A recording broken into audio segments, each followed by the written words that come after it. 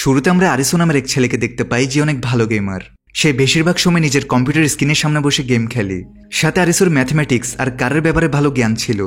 একদিন গেম খেলার সময় তার বড় ভাই এসে তাকে একটা ইন্টারভিউতে না যাওয়া নিয়ে বকা দেয়। এই কথাগুলোতে আরিসু বিরক্ত হয়ে রুম থেকে বের হয়, কিন্তু সেখানেও তার বাবা তাকে দেখে বকাঝকা দেয়, কাজবাজ না করলে ঘর কেন ছেড়ে দাও না। তারপর সত্যি সত্যি আরিসু ঘর ছেড়ে চলে যায়। সে মোবাইলে তার কিছু বন্ধুদের চ্যাট করছিল। এরপর আমরা আরিসুর এক বন্ধু কারুবেকে দেখতে পাই, যাকে ইতিমধ্যে চাকরি থেকে বের করে দেওয়া হয়েছে, কারণ সে তার বসের এমপ্লয়ের সাথে সম্পর্ক করছিল। আরিসুর আরেক বন্ধুকে দেখা যায় যার নাম ছোটা, যে কিনা একটা আইটি কোম্পানিতে কাজ করে। সেদিন তার কাছে তার মা এসে বলে তার টাকার দরকার, যেটা দিয়ে সামনের দিনগুলো ভালোভাবে পার হয়ে যাবে। কিন্তু ছোটা বলে যে সামনে থেকে সে তার মাকে বেশি টাকা দিতে পারবে না, কারণ তারও তো জীবন চালাতে টাকার প্রয়োজন। এরপর এই তিন বন্ধু একসাথে টোকিও শহরে জড়ো হয়। শহরটিতে এখন অনেক ভিড় ছিল। তারা নিজেদের মতো কথা বলছিল যে ভালো হতো যদি জম্বি ব্রেকডাউন হতো, যেন তারা তাদের জীবনকে নতুনভাবে শুরু করতে পারে। তখনই তারা রোডের মাঝখানে গিয়ে মজা করতে থাকে, যেই চক্করে একটা গাড়ির অ্যাক্সিডেন্ট হয়ে যায়, যার ফলে তাদের পেছনে পুলিশ পড়ে যায়। তারা পালাতে শুরু করে আর দেখে আকাশে আতশবাজি ফুটছে। তারা পালিয়ে একটা বাথরুমে লুকিয়ে পড়ে, কিন্তু হঠাৎই লাইটস বন্ধ হয়ে যায়। অদ্ভুত ব্যাপার হচ্ছে, হঠাৎ করে তারা বাহির থেকে কোনো মানুষের আওয়াজ শুনতে পাচ্ছে না। আর যখন তারা বাহিরে বের হয় তখন তারা দেখে শহরে কেউ নেই। পুরো শহর জনশূন্য, শান্ত, না কোনো মানুষ না কোনো পশু পাখি। পুরো শহর একদম খালি। আরিসুরা অবাক, এটা কি হয়েছে। এরা নিজেদের পরিবারে টেনশন করতে থাকে। সর্বপ্রথম কারুবে তার ক্লাবে যায়, যেখানে তার গার্লফ্রেন্ড ছিল, কিন্তু এখন সেখানে কেউ নেই। ওদিকে ছোড়া তার ইন্ডাস্ট্রি অর্থাৎ যেখানে সে কাজ করত সেখানে যায়, কিন্তু এখানেও কেউ নেই। আরিসু তো অলরেডি তার ঘর ছেড়ে দিয়েছে। এমন করতে করতে রাত হয়ে যায়। তারা তিনজনই রাস্তার মাঝখানে এসে বসে পড়ে। শহরে কোনো লাইট ছিল না, এবং এরা রোডের মাঝখানে বসে ভাবছিল হঠাৎ করে এটা কি হলো, সবাই কোনো জম্বি হয়ে গেল না তো। কিছুক্ষণ পর তাদের সামনের বিল্ডিং এর লাইট জ্বলে ওঠে, আর সেখানে একটা মেসেজ লেখা ছিল, যেখানে বলা হয়েছে গেম শীঘ্রই শুরু হবে। তার অবাক হয় যে কোন গেমের ব্যাপারে বলা হচ্ছে। এরপর তিনজন ইন্ডিকেশন ফলো করতে করতে জিএম হোটেল পর্যন্ত পৌঁছায়। তাদের সামনে একটা লিফট আছে, যেটার পাশে 6টি মোবাইল পড়েছিল। তাদের বলা হয় প্রত্যেককে একটি করে মোবাইল তুলে নিতে। তারা তিনজন এক একটি মোবাইল তুলে নেয়। কারুবে মনে করতে থাকে যে তারা এই ফোনগুলোর সাহায্যে বাইরে কল করবে বা এমার্জেন্সি কল করবে, কিন্তু ফোনগুলোতে সিগন্যালই নেই। তাদের ফেস স্ক্যান করে মোবাইলের লক খুলে যায়। আসলে ফোনগুলো রেজিস্ট্রেশনের কাজে ইউজ হচ্ছে। যে মোবাইল তুলে নিবে তার রেজিস্ট্রেশন হয়ে যাবে। এই মোবাইলগুলোতে তাদের গেমের রুলস বলা হবে। সাথে মোবাইলে একটা টাইমার শুরু হয়ে যায়। তখনই সেখানে দুটো মেয়ে, যাদের মধ্যে একজন হচ্ছে শিবুকি, আরেকজন হচ্ছে হাই স্কুল গার্ল।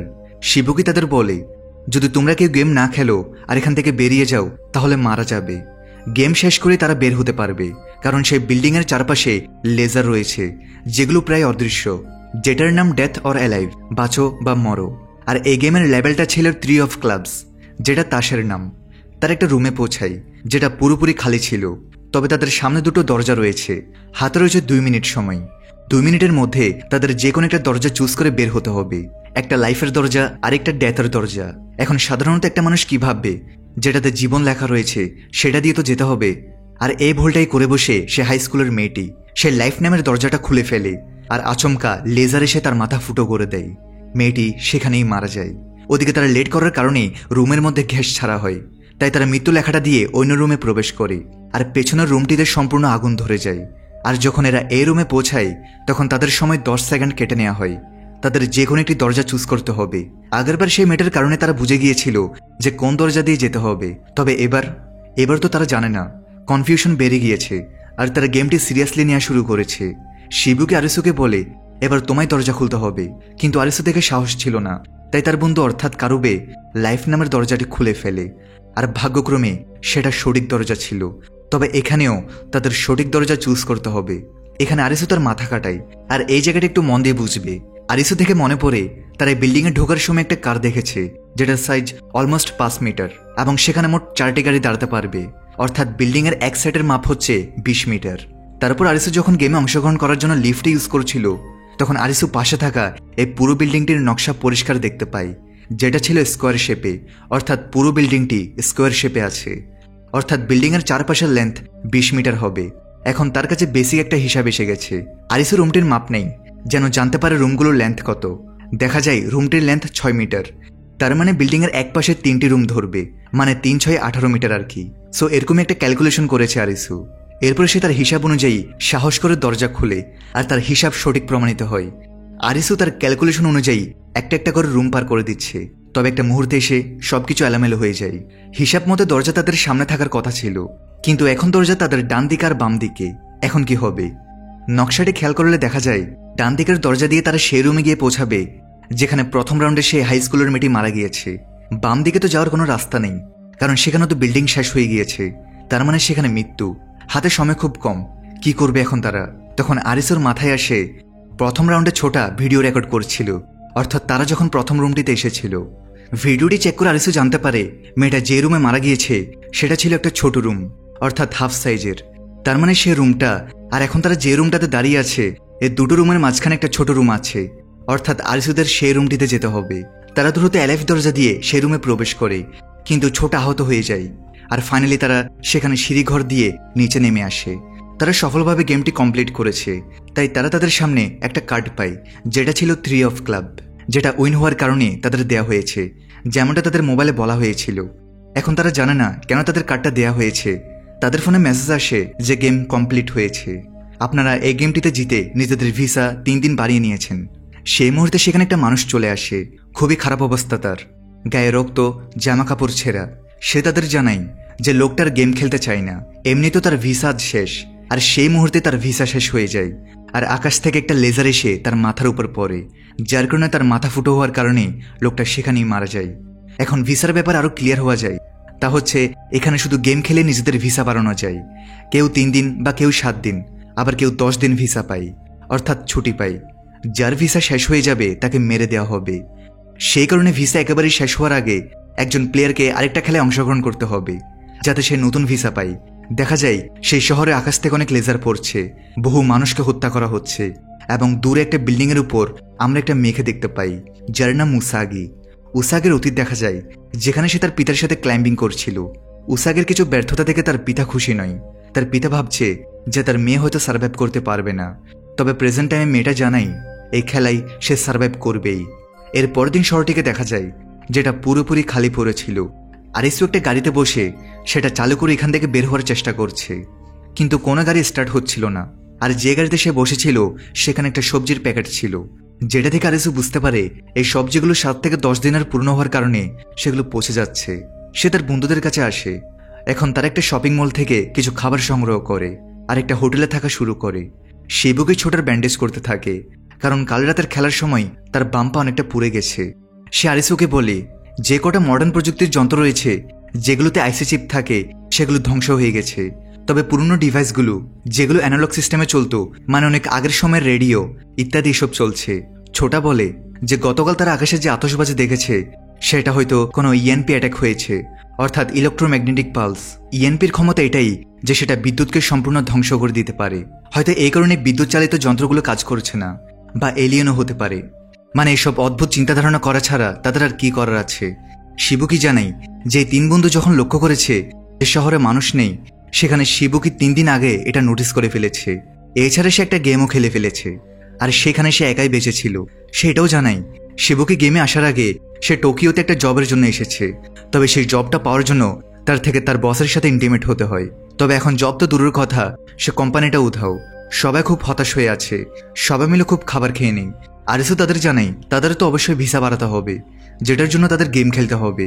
কিন্তু ছোটার পা যেহেতু আহত, তাই আজ রাত শুধু আরিসু আর কারুবে গেম খেলতে যাবে, আর শিবুকুই ছোটার খেয়াল রাখবে। যাই হোক, আরিসু আর কারুবে গেম খেলার জন্য বেরিয়ে পড়ে। তারা একটা বিল্ডিংয়ের কাছে পৌঁছায় যেখানে গেম স্টার্ট হবে। আগের মতোই আশেপাশের সব লাইট অফ, শুধু যে বিল্ডিংয়ে গেম চলবে সেটার লাইট অন। সেখানে অলরেডি অনেক মানুষ উপস্থিত ছিল। এখানে সাদা চুলের একটি ছেলেকে দেখা যায় যার নাম চিসিয়া। সে একটি জায়গায় দাঁড়িয়ে তার একটা ডিভাইস চার্জ করছিল। সেখানে উসাগে নামের মেয়েটা উপস্থিত ছিল। তো এবার খেলাটার নাম ছিল গেম অফ ট্যাগ। গেমের লেভেল ছিল 5 অফ স্পেডস। তবে এগুলোর আসল অর্থ কি, মানে কার্ডগুলোর মানেই বা কি? তখনই নিদবি নামের এক লোক তাদের বুঝিয়ে বলে যদি তাসে ক্লাবস থাকে তখন সে গেমে মানুষরা একত্রিত হয়ে কাজ করবে। যদি ডায়মন্ড হয় তাহলে প্রয়োজন বুদ্ধি, যদি স্পেডস থাকে তাহলে প্রয়োজন ফিজিক্যাল ক্যাপাবিলিটি অর্থাৎ গায়ের জোর, আর যদি হার্ট হয় তাহলে সেটা হবে বিশ্বাসঘাতকতা ছলনার গেম। আর সবচেয়ে কঠিন গেমই হচ্ছে হার্ট গেম। এখন হচ্ছে সেগুলোর পাশে যে সংখ্যাগুলো থাকে সেগুলো হলো ডিফিকাল্ট লেভেল, অর্থাৎ 1 থেকে শুরু করে 10 পর্যন্ত। নাম্বার যত বেশি হবে গেম তত কঠিন হবে। ছোট্ট একটা ব্রেক দিয়ে আবার মূল ভিডিওতে ফিরে যাচ্ছি। বর্তমানে বিশ্বের অন্যতম জনপ্রিয় বিশ্বস্ত অনলাইন বুকমেকার প্ল্যাটফর্মের সাথে তোমাদের পরিচয় করে দিতে চাই, যার অফিসিয়াল পার্টনার হচ্ছে সিরিয়া এবং পিএসজি। এই অ্যাপে তুমি সমস্ত লাইভ ম্যাচের ফলাফল এবং লাইভ ম্যাচ দেখতে পারবে, এমনকি তুমি স্কোর অনুমান করতে পারবে। এই অ্যাপে রয়েছে ক্র্যাশ গেম থেকে শুরু করে online salt, live match streaming এবং রিয়েল টাইম গেমিং, যেখানে তুমি আইফোন, ল্যাপটপ এমনকি বিএমডাব্লিউ এর মতো পুরস্কার জিততে পারো। কিন্তু সবার সেরা পছন্দ অবশ্যই চিকেন রোড। এই গেমটি খেলে সবাই দারুণ এনজয় করে, তাই যদি তুমি এখন এটি ট্রাই করে না থাকো তাহলে মিস করছো। আর সবচেয়ে ভালো বিষয় হচ্ছে নতুন ইউজাররা আমার প্রোমোকোড ব্যবহার করে সাইন আপ করলে 26,000 টাকা পর্যন্ত বোনাস এবং ফ্রি স্পিন পেতে পারে। আর যেটা টাকা তুমি চাইলে বিকাশ, রকেট, নগদ ব্যাংক এবং অন্যান্য সহজ পদ্ধতির মাধ্যমে খুব সহজেই তুলে নিতে পারো। তাহলে আর দেরি কিসের? রেজিস্ট্রেশনের জন্য পিন কমেন্টে থাকা লিঙ্কে ক্লিক করো অথবা গুগলে গিয়ে অনুসন্ধান করো, আর রেজিস্ট্রেশনের সময় প্রোমোকোড ব্যবহার করে বোনাস পাও। এটি শুধুমাত্র একটি বিজ্ঞাপন।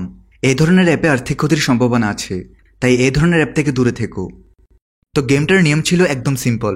তাদের 20 মিনিটের মধ্যে পুরো বিল্ডিংয়ে এমন একটা রুমকে খুঁজতে হবে যেখানে একটা বাটন আছে, যেটা চাপলে গেম শেষ হয়ে যাবে, অর্থাৎ তারা জিতে যাবে। তবে এখানেই শেষ নয়। এই 20 মিনিট চলাকালীন তাদের কাছে একজন ট্যাগার আসবে, যে তাদের সেই রুমে যেতে বাধা দিবে, সাথে তার থেকে নিজেদের প্রাণ বাঁচাতে হবে।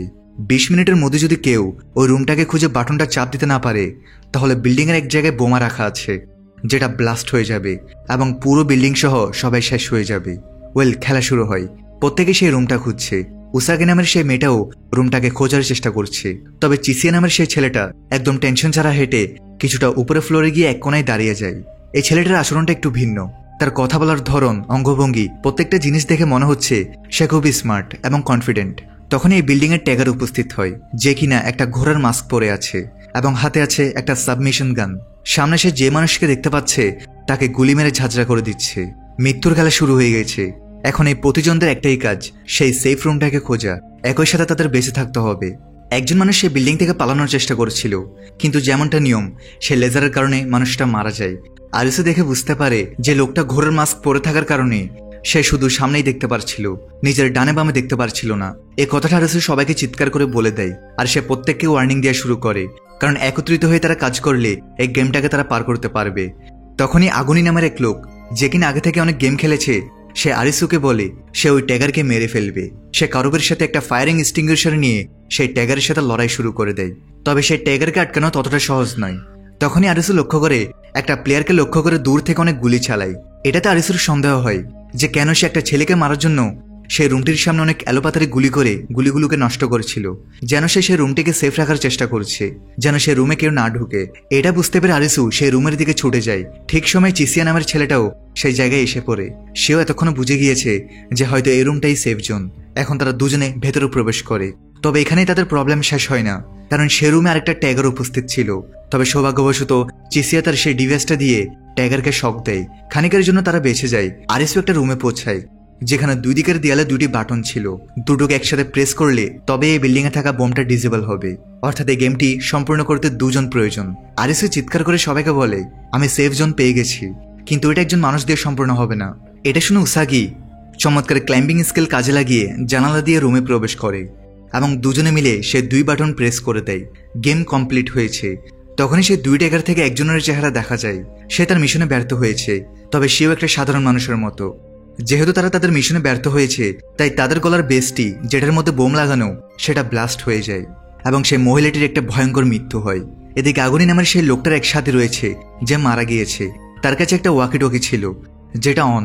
কারুবে লক্ষ্য করতে পারে সেখানে কেউ যেন কথা বলছে যে আমি উত্তর পেয়ে গেছি, দ্রুত বিচে ফিরে এসো।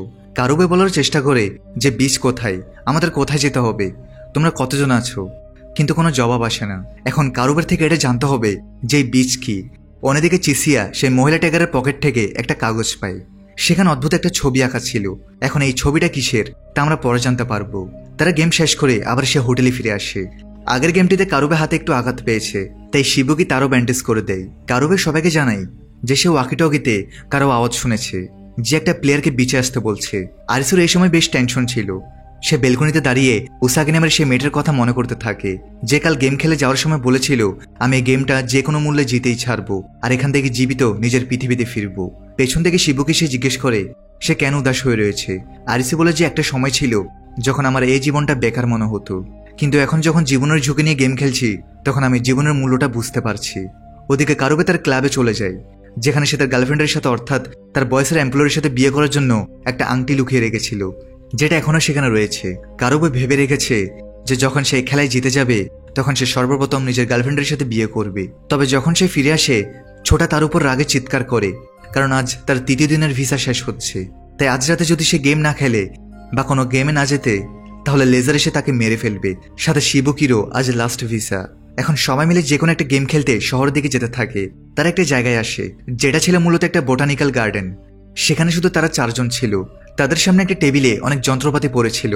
তাদের বলা হয় যে কোনো একটা নিজেদের ইচ্ছা মতো তুলে নিতে। টেবিলে অনেক যন্ত্রপাতি পড়েছিল, সেখানে কিছু হেলমেট রাখা ছিল, যেগুলোকে তাদের পরে নিতে হয়। এবারের খেলার নাম হচ্ছে হাইড অ্যান্ড সিক, লুকোচুরি। তবে এটা ছিল হার্ড গেম, যেটার লেভেল হচ্ছে 7। মানে গেমটা বেশ কঠিন হতে চলেছে। এই গেমটির সময় 20 মিনিট। আর এই খেলায় একজন হবে ফক্স অর্থাৎ শিয়াল, আর 3 জন হবে শিপ অর্থাৎ ভেড়া। গেমের শেষে শুধু ফক্সে বেঁচে থাকবে, বাকি 3 জন মারা যাবে। এখন এটা শুনে সবার টেনশন বেড়ে যায়, কারণ এই গেমে শুধু একজন বাঁচবে। সবার প্রথমে হেলমেট ছোটা পড়েছিল, তাই সে ফক্স হয়ে যায়। সে আরিসুর দিকে দেখে, তখনই আরিসু ফক্স হয়ে যায়, অর্থাৎ ফক্স যাকেই দেখবে সে ফক্স হয়ে যাবে, আর বাকিরা শিপ থাকবে। এর মানে হচ্ছে যে ফক্স হবে সে কারো দিকে না দেখে লুকিয়ে যাবে, যেন শেষে সেই বেঁচে থাকে। এখন কি হবে, কারণ তারা তো একে অপরের বেস্ট ফ্রেন্ড। তখনই শিবুকি তাদের চিৎকার করে ডাকে। তখন আরিসু সহ সবাই তার দিকে তাকায়, যার ফলে সে ফক্স হয়ে যায় এবং সে একটা হাতিয়ার নিয়ে সেখান থেকে দৌড়ে পালিয়ে যায়। তার প্ল্যান ছিল সে গেমের শেষ পর্যন্ত গার্ডেনে লুকিয়ে থাকবে, আর এভাবে শেষ পর্যন্ত বেঁচে গেমে উইন হবে। এখন কারুবে শিবুকির উপর প্রচণ্ড রেগে যায়। সে শিবুকির পেছনে একটা বাঘের মতো দৌড় মারে। শিবুকি ঝোপের ভিতর লুকিয়ে পড়ে, তার হাত পা কাঁপছে। সে চোখ বন্ধ করে রাখবে নাকি কারুবের হামলা থেকে বাঁচবে। কারুবে তাকে বোঝায়, শিবুকি বাইরে আসো, আমাদের কাছে শুধু 15 মিনিট আছে। আমরা একসাথে হয়ে ডিসকাস করতে পারি যে আমরা গেম থেকে কিভাবে বের হব। প্লিজ বাইরে চলে আসো। কিন্তু শিবুকি মানে না, আর চুপচাপ নিজের জায়গায় লুকিয়ে থাকে। কিন্তু শেষ পর্যন্ত কারুবে তাকে ধরে ফেলে আর জোর করে তার দিকে দেখতে বাধ্য করে, যার ফলে কারুবে ফক্স হয়ে যায়। সে সেখান থেকে বের হতে চায়, কিন্তু শিবুকি তার আহত পেটে আঘাত করতে করতে তার খারাপ অবস্থা করে দেয়। তখনই আরিসু সেখানে আসে আর কারুবেকে ডাক দেয়। কারুবে তার দিকে দেখলে আরিসু ফক্স হয়ে যায়। এখন শিবুকি কারুবেকে ছেড়ে আরিসুর পিছু করে। তবে আরিসু আরেকদিকে দেখে তাদের বোঝায় যে আমার কাছে এসো না। অন্যদিকে ছোটা দোয়া করতে থাকে, সে এখন এই গেমটা খেলতে চাইছে না। এখানে তারা হেলমেটের সাহায্যে একে অপরের সাথে কথা বলতে পারছিল, আর এসব ছোটা শুনতে পাচ্ছিল। একটি সময় আরিসুকে কারুবে আর শিবুকি দুই দিক থেকে ঘিরে ফেলে। শিবুকি বলে, তুমি তো বেঁচে থাকতে চাইতে না, তাই না? আরিসু বলে, আমাকে ভাবার সময় দাও, আমি এখান থেকে বের হওয়ার কোনো না কোনো রাস্তা বের করব। শিবুকি ঠান্ডা গলায় বলে, রাস্তা বের করবে? তুমি শুধু নিজেকে বাঁচানোর চেষ্টা করছো, আমাকে বাঁচতে দাও। তুমি তো এমনিতেও বেকার জীবন কাটাচ্ছিলে, যার থেকে বেঁচে থাকার ইচ্ছা আছে তার মারা যাওয়া ঠিক নয়। কারুবে বলে, আমার লাগছে না এখান থেকে বাঁচার কোনো রাস্তা আছে। শিবুকি আরিসুর উপর হামলা করতে গেলে ঠিক সেই সময় ছোটা শিবুকির উপরে ঝাঁপিয়ে পড়ে আর আরিসুকে বাঁচিয়ে ফেলে। সে বলে, আরিসু পালাও এখান থেকে। কারুবে এটা হতে দেয় না। সে ছুরি দিয়ে আরিসুর পিছু করে আর বলে, তুমি একাই বেঁচে থাকতে চাও? দুই প্রিয় বন্ধু এখন শত্রুতে পরিণত হয়েছে। আরিসু একটা স্থানে তারানা স্ক্রুড্রাইভার ইত্যাদি কাচের সাহায্যে তার হেলমেটটি খোলার চেষ্টা করে। তখনই তার সে সোলজারের কথা মনে পড়ে যায়, যার গলায় এই ব্যান্ডটা ব্লাস্ট হয়ে গিয়েছিল। তাই এখন তার থেকে ভয় হতে শুরু করে, সে যদি তারগুলো কাটার চেষ্টা করে তাহলে তার গলার ব্যান্ডটাও আবার ব্লাস্ট না হয়ে যায়। আরিসু সাহস হারিয়ে ফেলেছে, সে কিছু বুঝতে পারে না। হাত পা গুটিয়ে সে জায়গায় বসে পড়ে। হাতে মাত্র 3 মিনিট সময়। যেহেতু তারা 3 জন বন্ধু, তাই তার থেকে তাদের অতীতের কথা মনে পড়ে, যে কিভাবে তার স্কুল ফাঁকি দিয়েছিল, টাকা চুরি করেছে, অনেক পার্টি করেছে। ওদিকে কারুবার ছোটাও এইসব কিছু ভাবছিল। শেষে কারুবার ছোটা নিজেদের স্যাক্রিফাইস করার সিদ্ধান্ত নেয়। শিবুকি তো এই গেমে জিততে চায়, তবে সে আরিসুদের কথা শুনে সে নিজেরও স্যাক্রিফাইস করার সিদ্ধান্ত নেয়। এমনিতে সময় মাত্র আর 1-2 মিনিট, কিছু করার নেই। এদিকে আবার আরিসু সিদ্ধান্ত পাল্টে ফেলে। সে বের হয়ে নিজেরই স্যাক্রিফাইস করার সিদ্ধান্ত নেয়। গেমের নিয়ম যেহেতু শুধু একজনই বাঁচবে, বিশ্বাসঘাতকতা দিয়ে গেম জিততে হবে, তাই ছোটার কারুবে তাদের বেস্ট ফ্রেন্ড আরিসুর সাথে আর বিশ্বাসঘাতকতা করতে চাচ্ছে না। আরিসু বের হয়ে তাদের ডাক দেয় যেন কেউ তার দিকে তাকায়, তবে কেউ ডাকে সাড়া দেয় না। ছোটা ও কারুবে তারা দুজনেই বসে সবকিছু ভাবছে। তারা চাই তাদের বন্ধু বেঁচে থাকুক। সময় মাত্র 38 সেকেন্ড। হঠাৎ করে আরিসু কারুবেকে দেখতে পায়, তবে সে সেখানে পৌঁছানোর আগেই সময় শেষ হয়ে যায়, আর আরিসু বাদে সবার গলায় থাকা ব্যান্ডটা ব্লাস্ট হয়ে যায়। আরিসু তার চোখের সামনে তার সবকিছু হারিয়েছে, তার মন পুরোপুরি ভেঙে গিয়েছে। সে জোরে জোরে চিৎকার করে কাঁদতে থাকে, তার বেঁচে থাকার আশাও নেই। একটা মৃত মানুষের মতো রাস্তায় পড়ে থাকে সে। উসাগি যেখানে একটা খরগোশকে শিকার করে তার টেন্টের কাছে যাচ্ছিল, তখনই রাস্তায় সে আরিসুকে দেখতে পায়। উসাগি চেক করেছে সে বেঁচে আছে নাকি। উসাগি দেখে সে বেঁচে আছে, তবে সে সাড়া দিচ্ছিল না। তাই উসাগি তাকে ছেড়ে সেখান থেকে চলে যেতে থাকে, কারণ সামনে একটা গেমে জেতার জন্য নিজেকে স্ট্রং করতে হবে। সে একটা স্থানে যায় যেখানে সে সিক্রেটলি নিজের টেন্ট লাগিয়ে রেখেছে। বিকালে সে একটা লাইব্রেরিতে যায় যেখানে সে কিছু বুকস ইত্যাদি পড়ে। এরপর যার সময় সে দেখে আরিসু সেই জায়গায় এখনো পড়ে রয়েছে। এটা দেখে উসাগি থেকে তার অতীত মনে পড়ে, যেখানে সে তার পিতার সাথে ক্লাইম্বিং করে পাহাড়ের চূড়ায় বসে রয়েছিল। তার পিতা বেশ পরিচিত ছিল অক্সিজেন ছাড়া পাহাড়ে ট্রাভেল করার জন্য, তবে বিভিন্ন সংবাদে তাকে নিয়ে মিথ্যা ছড়ানো হয়। যার পরে সে একদিন সিদ্ধান্ত নেয় সে একটা বিপজ্জনক পাহাড়ে বিনা অক্সিজেনে ট্রাভেল করবে, যেখানে সচরাচর মানুষরা ট্রাভেল করে না। তবে সেদিনের পর থেকে উসাগির পিতার আর কোনো খোঁজ পাওয়া যায়নি। যাই হোক, সকালবেলা উসাগি তাকে খাবার দেয় যেগুলো আরিসু খেয়েও নেই, অর্থাৎ তার কাছে এখনো বাঁচার কিছু আশা আছে। যার পরে উসাগি তাকে বোঝায় যে তাকে বেঁচে থাকতে হবে। তার বন্ধুরা তো তাকে বাঁচিয়ে রাখার জন্য নিজেদের স্যাক্রিফাইস করেছে, আর সে তার কথায় সাহস পায়। তারপর তারা দুজনেই একটা গেমের ভ্যানুর সামনে পৌঁছায়। সেখানে একটা বাস রাখা ছিল এবং সে বাসের মধ্যে 3 জন মানুষ বসা ছিল। সেখানে টাকুমা নামের এক ছেলে আছে যার পা আহত, বাকি 2 জন তার বন্ধু। আরিসুরা তাদের ফোন কালেক্ট করে। আর এই গেমটির নাম হচ্ছে ডিস্টেন্স, যেখানে তাদের কাজ হচ্ছে গোলে পৌঁছাতে হবে। তাদের কার্ড হচ্ছে 4 ক্লাবস, অর্থাৎ টিম ওয়ার্ক, একসাথে কাজ করতে হবে। সময় দেওয়া হয় 2 ঘন্টার। এখন আরিসু আর উসাগি ডিসকাস করে যে তাদের লক্ষ্যটা কোথায় বা তাদের কোথায় যেতে হবে। এমনিতে এখন তাদের ডিস্টেন্স 0 দেখাচ্ছে।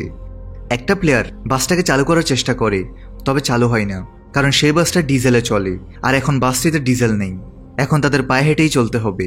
তখন টাকুমা নামের ছেলেটি বলে, তোমরা যাও, আমি বেশি দূর যেতে পারবো না, আমার পায়ে আঘাত লেগেছে। আর সময় মাত্র 2 ঘন্টার, তাই তারা আর উপায় না পেয়ে দৌড়ানো শুরু করে। অনেকক্ষণ ধরে তারা কয়েক কিলোমিটার টানেল পার করছিল, আর তাদের ডিস্টেন্স এখন 1000 দেখাচ্ছে। একটা স্থানে তারা পানির বোতল দেখতে পায়, কিন্তু তারা এতে বিশ্বাস করতে পারছে না। হতে পারে এটাতে বিষ রয়েছে। উসাগির কাছে পানি ছিল, তাই সে আরিসুকে পান করতে দেয়। আরিসু একটু পান করে বাকিদের দেয়, যেটা দেখে সেই প্লেয়ারগুলো অবাক হয়। এরপর তারা টানেলের মধ্যে দৌড়াতে থাকে। তাদের ফোনের মধ্যে নোটিফিকেশন আসছে যে তারা কত কিলোমিটার দূরত্ব পার করছে। এমনিতে তারা 7-8 কিলোমিটার পার করে দিয়েছে। সবাই বেশ ক্লান্ত। তবে একটি স্থানে তারা দেখে সামনে অনেক গাড়ি আছে, আর গাড়িগুলোর মাঝখান দিয়ে একটা ব্ল্যাক প্যান্থার তাদের দিকে আসছিল। তারা সবাই নিজেদের প্রাণ বাঁচানোর জন্য এদিক ওদিক দৌড়াতে থাকে, আর এই চক্করে একটা প্লেয়ারকে ব্ল্যাক প্যান্থার ধরে ফেলে। এই সুযোগে এরা 3 জনই সে জায়গা থেকে পালিয়ে আসে। একটি স্থানে তারা রয়্যাল এনফিল্ড বাইক দেখতে পায়। আরিসুর তখন ছোটার কথা মনে পড়ে, যেখানে যে সমস্ত ডিভাইসে আইসি চিপ ইনস্টল করা আছে সেগুলো কাজ করছে না। তবে বাইকে তো আইসি চিপ নেই, তাই তারা এটাকে চালাতে পারবে। ডিজেলও আছে, কিন্তু বাইকের ব্যাটারি ডাউন। আরিসুর বুদ্ধি আসে যে তারা এই বাইকের তেলটা যদি সেই বাসে প্রবেশ করাতে পারে, তাহলে সে বাসটাকে চালিয়ে তারা লক্ষ্যে পৌঁছাবে। কারণ সেই বাসটাও তো পুরোনো আমলের বাস ছিল, আইসি চিপ নেই।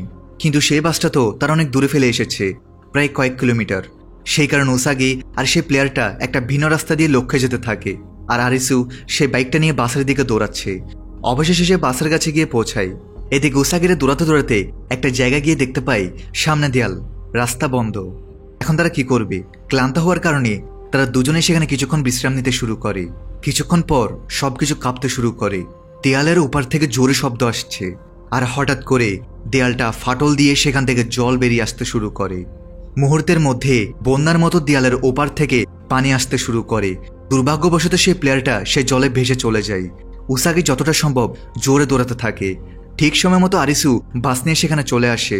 অনেক কষ্টে সে উসাগিকে ভেতরে ঢুকিয়ে দরজা বন্ধ করে দেয়। এখন পানি চলে যাওয়ার পর তারা বাইরে বের হয়, আর এখান থেকে রিভিল হয়, আর তারা দেখতে পায় যে বাসে গোল লেখা। আসলে বাসটাই তাদের গোল ছিল। আর তাদের মোবাইলের ডিস্টেন্সটা দেখানোর কারণ হচ্ছে তারা এখান থেকে যতটা দূরে চলে গিয়েছে ততটা ডিস্টেন্স দেখিয়েছে। আর তখন তারা বাসের ভেতরে থাকার কারণে ডিস্টেন্স 0 দেখিয়েছিল, অর্থাৎ তারা উল্টো ভাবছিল যে আমাদের চলতে হবে আর লক্ষ্যে পৌঁছাতে হবে। এরপরের দিন উসাগি আর আরিসু ডিসকাস করছে যে গেম মাস্টার কে, যে সবাইকে গেম খেলতে বাধ্য করছে। তারা সেই বীজের সন্ধানে বের হওয়ার সিদ্ধান্ত নেয়, যেটার ব্যাপারে ওয়াকিটকিতে বলা হয়েছে। যদিও তারা শিওর না যে বীজ জিনিসটা কি, তবু তারা বীজের সন্ধানে বেরিয়ে পড়ে। এখন যেহেতু তাদের কাছে অনেক ভিসা আছে, তাই তারা বিভিন্ন প্লেয়ারদের জিজ্ঞেস করতে থাকে যে বীজটা কোথায়, কিন্তু কেউ জানে না বীজ কোথায় আছে। এখন তাদের ভিসার দিনও শেষ হয়ে আসছে। উসাগি আরিসুকে বলে, চিন্তা করো না, আমরা সেই বিচে যাবই, কিন্তু তুমি কি কাল আমার সাথে হান্টিংয়ে যাবে? আরিসু বলে, হ্যাঁ যাব। সে হান্টিং শিখবে এবং তার বন্ধুদের বদলা নিবে। এরপর তারা টেন্টের ভেতর ঘুমিয়ে পড়ে, কিন্তু আরিসু থেকে ঘুম আসছিল না। এর পরের দিন উসাগি তাকে গিয়ে হান্টিংয়ের ব্যাপারে শেখায়, যাই হোক, সেদিন রাতে তারা আলাদা হয়ে গেমের ভ্যানুর সামনে দাঁড়িয়ে সেখানের গেমকে দূর থেকে দেখছিল। আর আরিসু খেয়াল করে কিছু প্লেয়ারদের হাতে অদ্ভুত ধরনের কিছু ব্যান্ড ছিল, এবং আরিসু ওই ব্যান্ড আগেও লক্ষ্য করতে পেরেছে। সেই ট্যাগ গেমে আগুনের হাতেও এই ব্যান্ডটা ছিল। উসাগি এবং আরিসু তাদের পিছু করে এবং শেষ পর্যন্ত তারা একটা স্থানে গিয়ে পৌঁছায়, যেখানে একটা বড় বিল্ডিং আছে, যেটার নাম সত্যি দ্য বিচ। তারা অবাক হয় যেখানে পাওয়ার আছে কিভাবে, আর তাদের কথাবার্তার মধ্যেই পেছন থেকে কিছু মানুষ তাদের ধরে নিয়ে যায়। যখন তাদের জ্ঞান ফিরে তখন তারা দেখে তারা সেই বিল্ডিংয়ের ভেতর। আরিসু দেখে তাদের কিছু লোক ঘিরে রেখেছে। সেখানে ব্ল্যাক ড্রেস পরে একটা মেয়ে দাঁড়িয়েছিল। এরপর শর্ট প্যান্ট পরে একটা মেয়ে আসে, যার নাম নায়োমি। তখনই সেখানে তাদের লিডার আসে, যার নাম হেটার, যে কিনা এই জায়গায় অর্থাৎ এই রিসোর্টে সবার প্রথমে এসেছিল এবং পরে সেখানে অনেক মানুষকে একত্রিত করে। সে বলে ওয়েলকাম টু দ্য বিচ। সে আরিসুদের সামনে সব কনসেপ্ট বোঝায়, যে সে কিছু কার্ড জোগাড় করার জন্য তার লোকদের গেম খেলতে পাঠায়। এই বলে সে একটা রুমের দরজা খুলে, যেখানে দেয়ালে সব কার্ডের ছবি ছিল। যে কার্ডগুলো সে পেয়ে গেছে সেখানে ক্রস দিয়ে দেওয়া হয়েছে, আর বাকি কার্ডগুলো সে এখনো পায়নি। যে সবার আগে সব কার্ডগুলো সংগ্রহ করবে সে এই দুনিয়া থেকে যেতে পারবে। আরিসু জিজ্ঞেস করে এই দুনিয়া থেকে যাওয়ার মানে কি? তখন হেটার এক্সপ্লেন করে, তোমরা ভাবছো আমাদের দুনিয়ার সব মানুষ গায়েব হয়ে গিয়েছে আর তোমার মতো লোকেরা এখানে গেম ওয়ার্ল্ডে ফেসে গেছে, কিন্তু এটা সত্যি না। বরং আমরা সবাই আসল দুনিয়া থেকেই গায়েব হয়ে গেছি আর এই গেম ওয়ার্ল্ডে আটকে গেছি। আর এই গেম ওয়ার্ল্ড থেকে বেঁচে বের হওয়ার একটাই পথ, যে ব্যক্তি সব গেম খেলে সমস্ত কার্ড সংগ্রহ করে ফেলবে সেই এই গেম ওয়ার্ল্ড থেকে বের হয়ে আসল দুনিয়াতে যেতে পারবে। তাই আমার লোকজন গেম খেলে এই কার্ডগুলো সংগ্রহ করছে। উসাগি জিজ্ঞেস করে, আমরা যদি সব কার্ড সংগ্রহ করি তাহলে আমরা কি এখান থেকে বের হতে পারবো? হ্যাটার বলে, আমরা না, আমি এখান থেকে বের হতে যাচ্ছি। তোমরা যা চাও এখানে পাবে, এখানে তোমরা আরামায়েশে থাকতে পারবে, আর গেমের সময় গেম খেলে কার্ডগুলো আমাকে দিয়ে দিও। এভাবে আমি সবার প্রথমে এখান থেকে বের হব, আমার পর তোমরা এক এক করে এখান থেকে বের হতে পারবে, আর এটাই আমাদের রুল। উসাগি বলে, তোমাকে বাঁচানোর জন্য আমরা আমাদের জীবন কেন ঝুঁকিতে নিব? আমি নিজেই গেম খেলে সব কার্ড সংগ্রহ করব আর এখান থেকে বের হব। হ্যাটার বলে, বেশি স্মার্ট হইও না, এখানে যে বিদ্রোহ করবে বা নিয়মের বাইরে যেতে চাইবে তাকে মৃত্যুদণ্ড দেওয়া হবে, তাই ভাবা বন্ধ করো আর এখানে রুলস ফলো করো। হ্যাটার যখন আরিসুদের থেকে নেওয়া কার্ডগুলো দেখে তখন সে অবাক হয়ে যায়, কারণ এই কার্ডগুলো সব কঠিন গেম খেলে নেওয়া হয়েছে। হ্যাটার বলে, আমার লাগছে তোমরা গেম খেলতে পারদর্শী, তাই আমি তোমাদের বোনাস দিচ্ছি যে আমি যাওয়ার পর তোমরা বাকিদের থেকে কিছুটা আগে এখান থেকে বের হতে পারবে। আর হ্যাঁ, একটা ইম্পর্টেন্ট রুল বলে দিচ্ছি, এখানে গান বা হাতিয়ার শুধু আমাদের কাছেই থাকে, আর কারো কাছেই থাকা যাবে না। এখন যাও আমার ফ্রেন্ডস, বাইরে গিয়ে মজা করো। তারা যখন বাইরে যায় তখন দেখে যে সবাই সুইমিং পুল এবং ডিজে বাজি অনেক মজা করছে। আরিসু অবাক হয়ে যায় যে মৃত্যুর খেলা হচ্ছে আর এরা এখানে কেমন জীবন কাটাচ্ছে। রাতকে হেডার সবাইকে ঘোষণা করে গেম খেলতে যেতে বলে। সেখানে চিসি নামের সেই ছেলেটা ছিল, সে ওই বিচের একজন সদস্য। চিসিয়া তার পাশে থাকা মেয়েটিকে আরিসুর দিকে ইঙ্গিত করে বলে যে এরা দুজন অনেক ট্যালেন্টেড আর এরা আমাদের মিশনে কাজে আসবে। যাই হোক, এরপর সবাই আনন্দের সাথে বিভিন্ন গেম খেলতে চলে যায়। কোথায় খেলা হচ্ছে বিস্ট হান্টার, আর কোথায় হচ্ছে হান্টিং কম্পিটিশন, এবং কোথায় হচ্ছে হিউম্যান এলিভেটর। বিস্ট হান্টার এবং হান্টিং কম্পিটিশন এই দুই খেলাটা একটা বড় মেলার মতো স্থানে হচ্ছে, যেখানে অনুমানিক 50 জন উপস্থিত ছিল, আর তাদের কাজ ছিল হিংস্র প্রাণীদের থেকে সার্ভাইভ করা, তাও 1 ঘন্টার ভিতরে। তবে তারা যদি সেই পশুদের মেরে দেয় তারা পয়েন্ট পাবে। অন্যদিকে উসাগি একটা বেশ কঠিন গেম খেলছে। মাত্র 9টা ম্যাচের কাঠে দিয়ে তাকে একটা অন্ধকার রুম থেকে একটা সংজ্ঞাকে খুঁজে বের করতে হবে। এখন যেহেতু চিসিয়া, যে কিনা বিচের একজন এক্সিকিউটিভ মেম্বার, সে সবার সামনে আরিসুর প্রশংসা করার কারণে নায়োমি আরিসুর বুদ্ধি চেক করার জন্য আর তার টেস্ট নেওয়ার জন্য একটা গেমে নিয়ে যায়। যদিও তার কাছে ভিসার দিন আছে, তবে সে আরিসুকে টেস্ট করতে চায়। এখন তারা কয়েকজন একটা লক করা চেম্বারে পৌঁছায়, যেখানে প্রচুর পানি পড়ছে, আর উপরে কিছু হাই ভোল্টেজ কারেন্টের তার ঝুলে রয়েছে। নিচ থেকে পানির স্তর বাড়ছে, কারেন্টের তার স্পর্শ করতে যাচ্ছে। সেখানের ফোনগুলোতে ওয়াটারপ্রুফ কভার লাগানো রয়েছে, আর কিছুক্ষণের মধ্যেই গেম স্টার্ট হয়। আর এই গেমের কার্ড হচ্ছে 4 অফ ডায়মন্ডস, অর্থাৎ বুদ্ধি খাটাতে হবে। নিয়ম হচ্ছে তাদের পাশের রুমটিতে থাকা একটা বাল্বকে জ্বালাতে হবে। তাদের সামনে 3টি সুইচ আছে, সুযোগ শুধু একবার। যদি তারা সঠিক সুইচ দেয় আর বাল্ব জ্বলে যায় তাহলে গেম কমপ্লিট হয়ে যাবে আর সবাই বেঁচে যাবে। কিন্তু তারা যদি 10 মিনিটে সঠিক সুইচ বাছাই করে বাল্ব জ্বালাতে না পারে তাহলে সবাই খারাপভাবে মরবে। শর্ত হচ্ছে বাল্ব রুমের দরজা বন্ধ করে যে কোনো সুইচকে অসংখ্যবার অন অফ করা যাবে, এতে সমস্যা নেই। কিন্তু যদি দরজা খোলা থাকে আর একটা সুইচ দিয়ে দেওয়া হয় তাহলে ভুল সুইচ হলে সবাই মারা যাবে। টাইম স্টার্ট হয়। নায়োমি বলে এই গেমটি শুধু আরিসু খেলবে, কেননা সে আরিসুর পরীক্ষা নিচ্ছে। এখন বাকিরা ভয় পেয়ে যায় যে এ তো নতুন, এ ভুল করলে আমরাও মারা যাব। তবে সেই মেয়ে তার সিদ্ধান্ত বদলায় না আর চুপচাপ দাঁড়িয়ে থাকে। এরই মাঝে এক অবুঝ মেয়ে সেখানে মেটালকে টাচ করে যার ফলে সঙ্গে সঙ্গে তার মৃত্যু হয়ে যায়। সময় মাত্র 5 মিনিট। নায়োমির সঠিক উত্তর জানার সত্ত্বেও সে কিছু বলে না, কারণ সে আরিসুর টেস্ট নিচ্ছে। আরিসু খুব চিন্তা করে আর গেমের রুলগুলো মনে করে সে একটা বুদ্ধি বের করে। সে দরজা বন্ধ করায় আর সিরিয়ালভাবে প্রথমে সুইচ অন করে। তারপর তার বন্ধুদের বাল্বটি ধরে চেক করতে বলে যে সেটা গরম আছে কিনা, কারণ একটা বাল্ব জ্বললে তার কাজ গরম থাকবে। বাল্ব চেক করে জানা যায় বাল্ব গরম, যার ফলে আরিসু বুঝতে পারে সুইচ এ সঠিক উত্তর। আরিসু লাস্ট 1 মিনিটের মধ্যে দরজা খুলে সঠিক সুইচ দিয়ে বাল্বটি জ্বালিয়ে দেয় আর সে গেমটি তারা পার করে নেয়। অবশেষে তারা আবার বিচে গিয়ে পৌঁছায়। তখন ব্ল্যাক ড্রেস পরা কিছু মানুষ সেখানে গান নিয়ে পৌঁছায়। আসলে এখানে 2টা টিম রয়েছে, একটা তো হেটারের টিম, আরেকটা হচ্ছে আগুনের টিম। এই 2 টিমের মধ্যে একটা ঝামেলা রয়েছে। আগুনে এসে উসাগিকে সাথে নিয়ে যেতে চায়, কিন্তু আরিসু তাকে আটকাতে গেলে তার পা ভেঙে দেওয়ার আদেশ দেওয়া হয় যেন পরের বার খেলায় সে মারা যায়। তখনই হ্যাটার আসে আর বলে আরিসু আমার লোক, তাকে হাতও লাগাবে না। হ্যাটার আগুনিকে আবার মনে করিয়ে দেয় যে কে এখানের আসল রাজা। যাই হোক, আরিসুকেও এক্সিকিউটিভ মেম্বারে নিয়ে নেওয়া হয়। আর সেই দিন রাতে এক মিটিংয়ে হ্যাটার সবাইকে জানায় কিছু জরুরি কার্ড পাওয়া গেছে, কিন্তু এখন পর্যন্ত যত খেলা হয়েছে সেখানে ফেস কার্ড দেয়া হয়নি। ফেস কার্ড অর্থাৎ যেগুলো king, queen, Jack of heart ইত্যাদি যাদের ছবি দেয়া থাকে। হ্যাটার বলে সে কার্ডগুলোকে ভুলে যাও, এখন আপাতত আমার দরকার 10 অফ হার্ট কার্ড, যেটা পাওয়ার জন্য হাইয়েস্ট ডিফিকাল্টি গেম খেলতে হবে, অর্থাৎ সেটা হবে বিশ্বাসঘাতকতার চরম পর্যায়ের খেলা। হ্যাটার আরও বলে আজ আমার ভিসা শেষ হয়ে যাবে, তাই একটা গেম অবশ্যই খেলবো। আগুনি হ্যাটারের কথাগুলো শুনে কিছু ভাবছিল। এরপর হ্যাটার অতীত দেখা যায়, যেখানে হ্যাটার প্রথমবার এই প্লেস অর্থাৎ এই বীজকে খুঁজে বের করেছে। তখন হ্যাটার এতটা পাগল ছিল না, তখন সেখানে তার সাথে আগুনিও ছিল, যে কিনা আসলে হ্যাটারের বেস্ট ফ্রেন্ড, তার অনেক আগে থেকে বন্ধু। হ্যাটারের মতো মানুষ এখানে এসে বেঁচে থাকতে চায় না, তাই সে সিদ্ধান্ত নেই সেটাকে একটা ড্রিম সিটি বানাবে, একটা স্বপ্নের দুনিয়া। বর্তমানে দেখা যায় হ্যাটার, যার কাছে অলমোস্ট সব কার্ড ছিল, শুধু 10 অফ হার্ট কার্ড নেই, সে সব কার্ডগুলোকে একটা বক্সে ঢুকিয়ে কোনো সিক্রেটের জায়গায় লুকিয়ে রাখে। এদিকে উসাগি আরিসুকে জাগিয়ে দেয় আর বলে আমাদের কাছে 4-5 দিন আছে, তাই আমরা এই কয়দিনে গেমের মাস্টার মাইন্ডকে খুঁজে বের করার চেষ্টা করব। এরপর তারা একে একে সবাইকে জিজ্ঞেস করে এখানে হচ্ছেটা কি, অর্থাৎ গেম খেলানো, লেজার দিয়ে মেরে ফেলা, এগুলো চালাচ্ছে কে। এখন কেউ বলে এগুলো এলিয়েনদের কাজ, আর কেউ বলে এগুলো শুধু টোকিওতে হচ্ছে, আর কোথাও হচ্ছে না। কিছুক্ষণ পর আরিসু 2জন মেয়েকে দেখতে পায় যারা নিজেদের মধ্যে কিছু কথা বলছিল। সে তাদের কিছু জিজ্ঞেস করতেই গই, কিন্তু সেই মেয়ে দুটো ভয়ে সেখান থেকে চলে যায়। তখনই পেছন থেকে আরিসু গুলি চলার আওয়াজ শুনতে পায়, যেটা দেখার জন্য সে সামনে গেলে সে ডাস্টবিন দেখে, যেটার পর্দা সরালে সে সেখানে 10-12টা লাশ দেখতে পায়।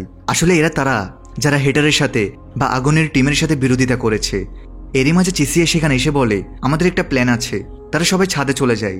তারা 3জন একটা প্ল্যান করতে শুরু করে।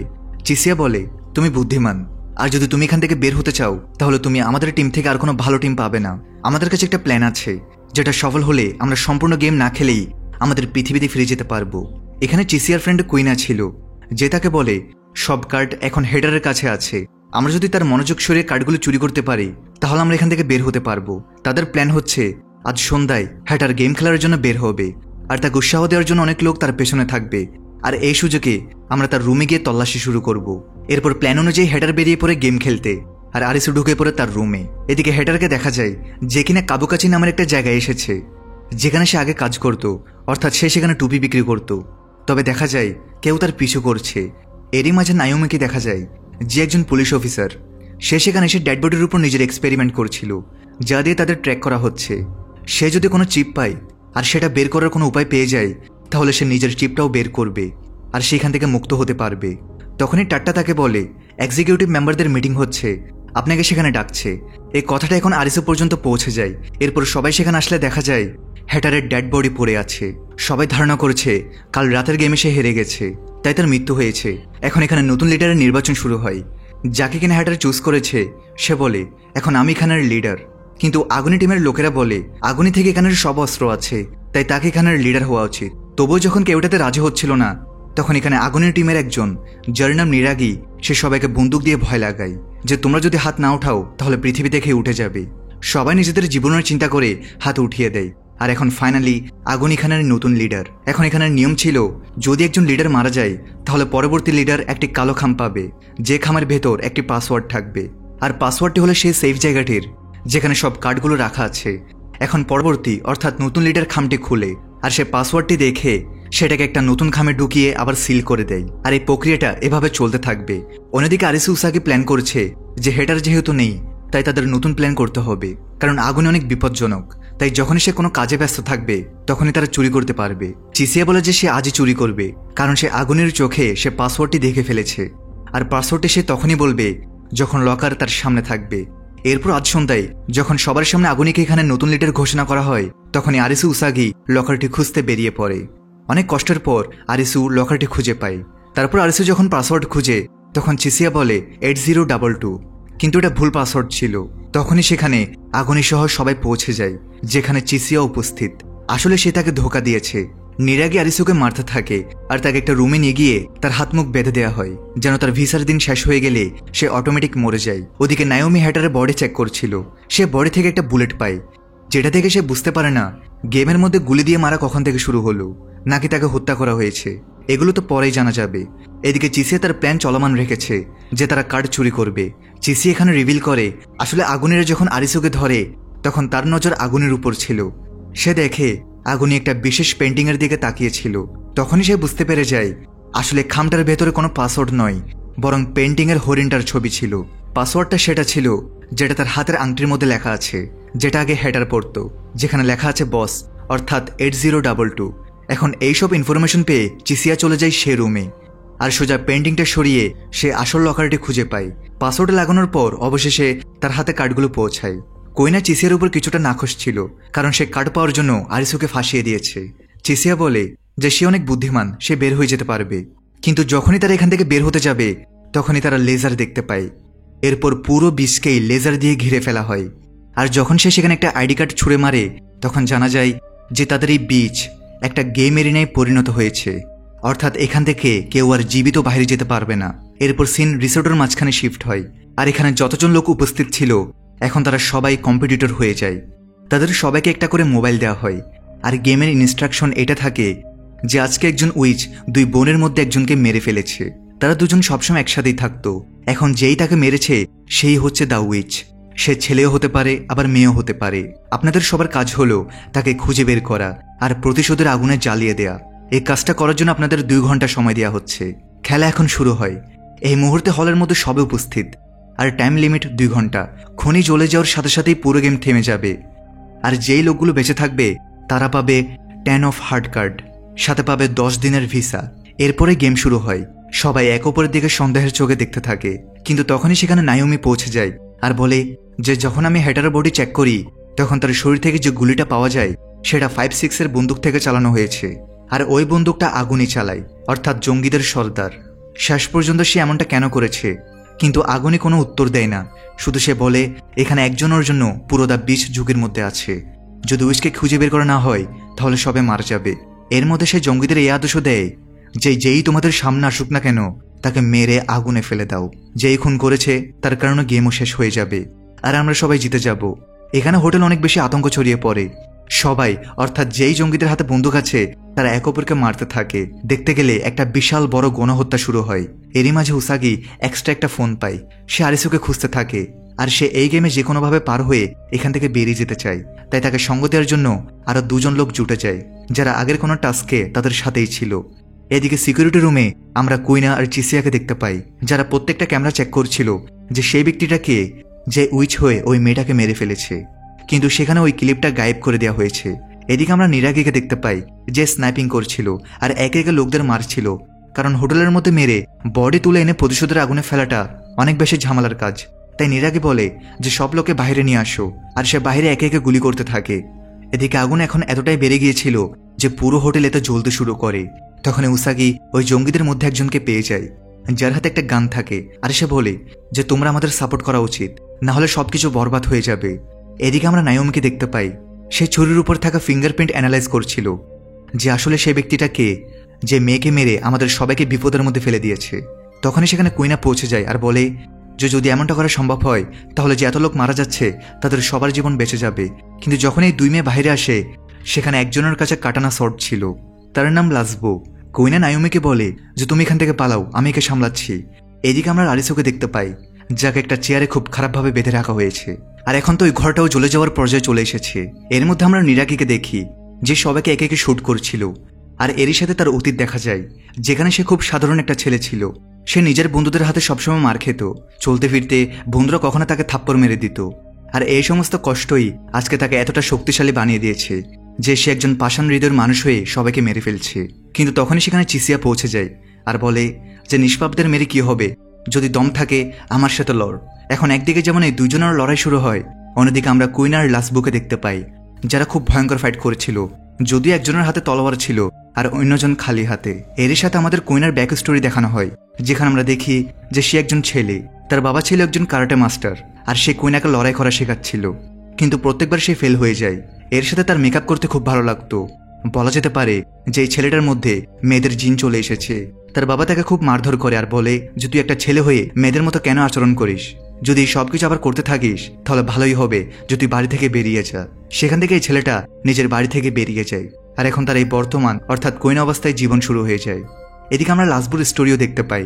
সে ছিল খুব গরিব পরিবারের, তার কাছে আয় করার মতো কোনো উপায় ছিল না, শুধু ঘরে বসে জব খুঁজত। ভালো পড়াশোনা করা সত্ত্বেও সে কোনো কাজই পাচ্ছিল না। আর এখন তো তার স্ত্রীও তাকে ছেড়ে দিয়েছে। এখন বিরক্ত হয়ে তাকে বাড়ি থেকে বের হতে হয়, কিন্তু যেদিন সে বাড়ি থেকে বের হয় সেদিন পুরো টোকিও খালি হয়ে গিয়েছে। এতগুলো কষ্ট সহ্য করার পর আরও একটা বড় কষ্ট তাকে একটা গভীর শোকে ফেলে দেয়। সে পাগল হয়ে যায়। এরপর এই গেমে সে একজন ট্যাটু করা লোককে দেখতে পায়। সে বেশ কয়েকটা গেমে জিতেছিল, আর আজ তার ভিসার শেষ দিন। তো সে বলে যে আমার শরীরে এমন একটা ট্যাটু বানিয়ে দাও যেটা অসাধারণ হবে, সবাই সেটা দেখে ভয় পাবে। আর এরই সাথে আমরা তার বর্তমান রূপ দেখতে পাই, যেখানে তার শরীরে শুধু ট্যাটুই ট্যাটু ভরা। তারা দুজনে একে অপরকে আছাড় মেরে মারছিল আর জানে মেরে ফেলার চেষ্টা করছিল। এদিকে আরিসা তার পুরনো স্মৃতিতে চলে গিয়েছে, যে কিভাবে তার দুই বেস্ট ফ্রেন্ড অর্থাৎ কারুবার ছোটা, তাদের মধ্যে খুব ভালো সময় কাটত। তারা নিজেদের পরিবারের দুঃখ কষ্ট থেকে দূরে থেকে একটা সুন্দর হাসিখুশি জীবন কাটাচ্ছিল। সে জোরে জোরে চিৎকার করতে থাকে যে যদি বাইরে কেউ থাকো তাহলে প্লিজ আমার সাহায্যের জন্য আসো। এরই মাঝে সেখান দিয়ে উসাগি যাচ্ছিল, আর সে আরিসুর আওয়াজ শুনতে পায়, আর সে তাকে বাঁচানোর জন্য ওই রুমে পৌঁছায়। আবারও আমরা কুইনের স্টোরি দেখতে পাই, যেখানে এখন সে একটা ছেলে থেকে মেয়ে হয়ে গিয়েছে, আর এখন সে তার মায়ের সাথে দেখা করতে এসেছে। তার মা হসপিটালে আছেন। অবশ্যই তার মা তাকে দেখে অবাক হয়। এই বিষয়ে জিজ্ঞেস করলে কুইনা বলে যে ছেলে হয়ে আমার দম বন্ধ লাগতো, কিন্তু এখন মেয়ে হয়ে আমি খুব খুশি, আর আমি এখন নিজের জীবন এভাবে কাটাতে চাই। এবার তার মা তার জন্য দোয়া করে, আর সে একজন মার্শাল আর্টিস্ট হয়ে যায়। যাই হোক, 2-3টা লাথি ঘুষির পর সে লাসবুর মতো একজন শক্তিশালী খেলোয়াড়কে নিরস্ত্র করে দেয়। এরই মাঝে আমরা উসাগে, আরিসু আর বাকি বেঁচে থাকা কয়েকজনকে দেখি। এখানে এই লোকগুলো এই স্ট্র্যাটেজি প্ল্যান করতে থাকে যে যদি তারা গেম প্ল্যানার হতো তাহলে এই গেমটাকে কিভাবে ডিজাইন করত। এদিকে আমরা আগুনিকে দেখতে পাই, যার ব্যাক স্টোরি আমরা দেখি।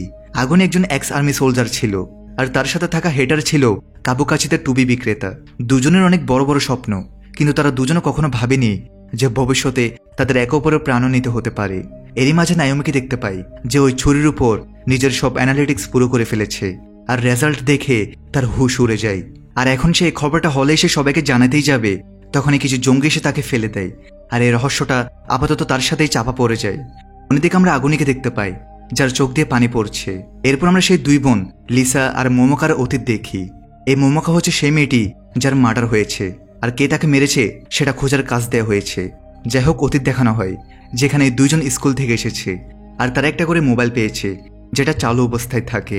তো সেটা দিয়ে তারা একটা ভিডিও রেকর্ড করে আর বলে যে আমরা এখানে 5 দিন ধরে আছি, অর্থাৎ 5 দিন ধরে টকের সব মানুষ গায়েব হয়ে গিয়েছে। আমরা একজন লোককে পেয়েছি যার সাথে আমরা এখন কাজ করতে শুরু করেছি। আমাদের ডিলার বলা হয়, কিন্তু যদি আমরা এই ব্যাপারে অন্য কাউকে বলি তাহলে আমাদের জীবনও যেতে পারে। আমাদের কাজ হলো মানুষের জন্য ট্র্যাপ তৈরি করা। অনেক সময় আমরা সেই সব লোকদের সাথেও খেলি, কিন্তু এরই সাথে মোমোকা নিজের রেলওয়ে স্টেশনের দিকে যেতে থাকে, কিন্তু লিসা তাকে মানা করে, তবু সে চলে যায়। বর্তমান সময় দেখা যায় যেখানে প্রচুর রক্তারক্তি হচ্ছিল, আর প্রত্যেকটা মানুষকে মেরে মেরে প্রতিশোধের আগুনে জ্বালানো হচ্ছিল। এরই মাঝে আরিসু এখানে পৌঁছে যায়, আর সবাইকে বলে যে যদি আমি গেম প্ল্যানার হতাম সবার আগে লুকাতাম না, বরং তাদের শেষ করে দিতাম যারা আমাকে মারতে পারে। এরই সাথে এখানে নায়োমিও পৌঁছে যায়। যে গুলিটা হ্যাটারের গায়ে লেগেছে সেটা যার বন্দুক থেকে বেরিয়েছিল সে আগুনই ছিল। তো এখানে সবাই এসে আগুনিকে পয়েন্ট আউট করতে থাকে, আর সবার মনে হয় যে সেই আসল খনি, তাড়াতাড়ি একে প্রতিশোধের আগুনে ফেলে দেওয়া উচিত। তো এখানে আগুনে নিজে থেকেই বলে দেয় যে হ্যাঁ ঠিক আছে, মারো আমাকে আর জ্বালিয়ে ছাই করে দাও। কিন্তু তখনও তার চোখ দিয়ে জল পড়ছিল। সেখানে আরিসু সবাইকে এমনটা করতে বাধা দেয় আর বলে যে আগুনে আসল খনি নয়। যখন আমি আমার কাছের বন্ধুদের হারিয়ে ফেলেছিলাম, আমার ভেতরও বেঁচে থাকার ইচ্ছাও শেষ হয়ে গিয়েছিল, আর আজ ঠিক একই অবস্থা আগুনের সাথেও হয়েছে।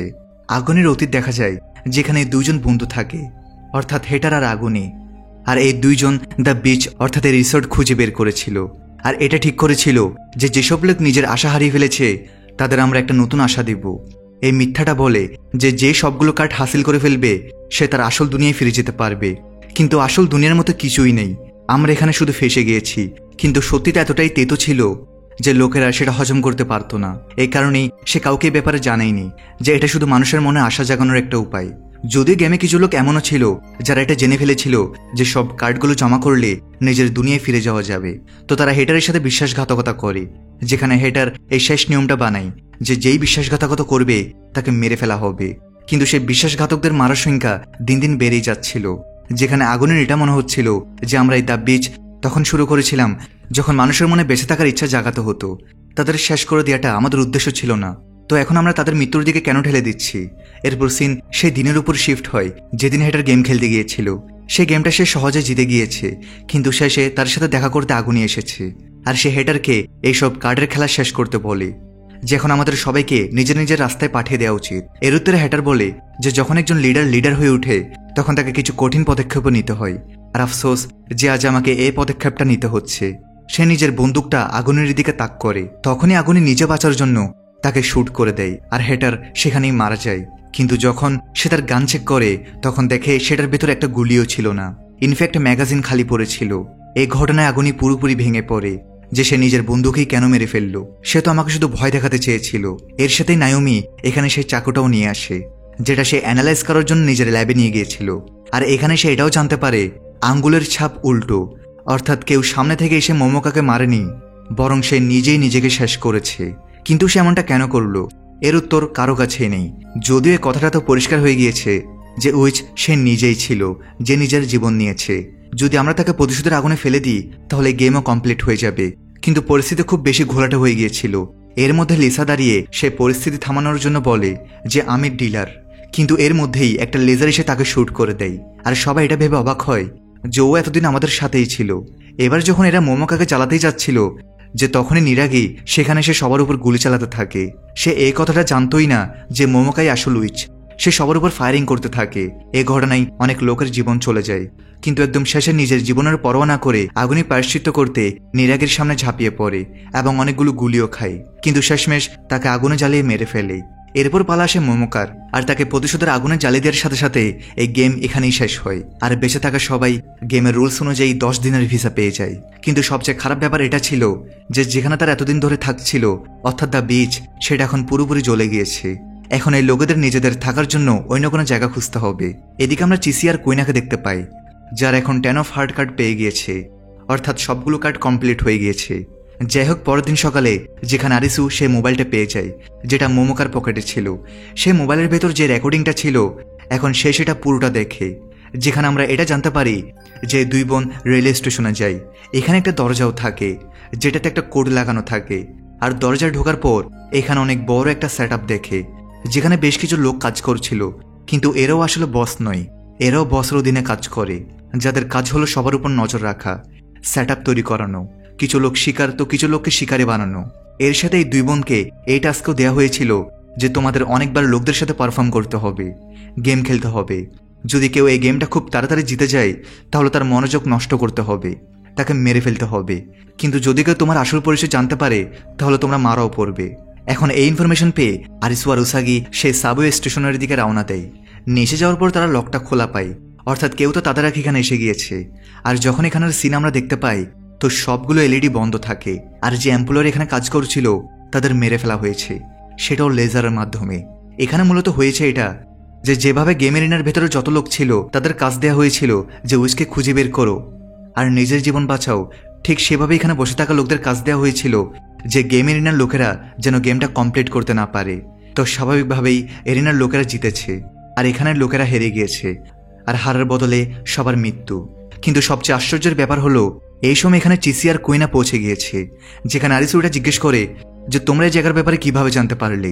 এখানে চিসিয়া বলে যে যখন আমরা ট্যাগ গেম খেলছিলাম তখন একজন প্রতিযোগীর পকেটে আমি একটা ছোট ডায়াগ্রাম পাই, যদিও আমার বেশ কিছুটা সময় লেগে যায় এর উত্তর খুঁজতে যে এটা এই জায়গারই নকশা। তখনই এখানের এলইডিগুলো অটোমেটিক চালু হয়ে যায়, আর এই গেমের একজন যে একসময় এক্সিকিউটিভ মেম্বারদের মধ্যে একজন ছিল সে তাদের সামনে এসে বলে আপনারা 4 জন খুব বুদ্ধিমত্তার সাথে বাকি কার্ডগুলো জিতেছেন, কিন্তু এখনো ফেস কার্ড বাকি আছে, ফেস কার্ডের মানে হলো Jack, queen and king card. এখানে সামনে খেলা আরও বেশি ইন্টারেস্টিং হবে, যেখানে আরও ভয়ঙ্কর খেলা খেলানো হবে, মানুষের জীবন নিয়ে আরও খেলা হবে, আর দেখা যাক শেষে কে অ্যালিস হয়ে টিকে থাকে। এরপর আমরা টোকিও শহরের সিন দেখতে পাই, যেখানে বড় বড় এয়ার বেলুনের সাথে কার্ড ছড়ানো হয়, যেগুলোতে থাকে king of hearts, queen of spades, king of diamonds. আর এখানেই শেষ হয় সিজন 1। তো আশা করি বুঝতে পারছো ফেস কার্ডের খেলাগুলো কি লেভেলের হতে চলেছে। আরিসু কি পারবে ফেস কার্ডের গেমগুলো জিততে, আর কে এখান থেকে বেঁচে ফিরতে পারবে, সবই দেখবো সিজন 2-তে। তো সিজন 2 নিয়ে দেখা হচ্ছে পরের ভিডিওতে। সবাই ভালো থাকো, সুস্থ থাকো।